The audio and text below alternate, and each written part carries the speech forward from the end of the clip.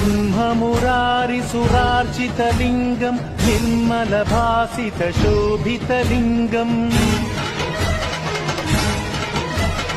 जन्मज दुःखविनाशकलिङ्गम् तत्प्रणमामि सदा शिवलिङ्गम्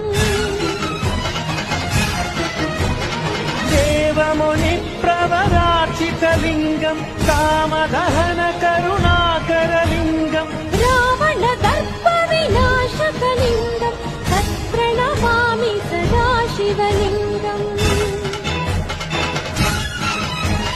सर्वसुगन्धसुलेपितलिङ्गम् बुद्धिविवर्धनकारणलिङ्गम्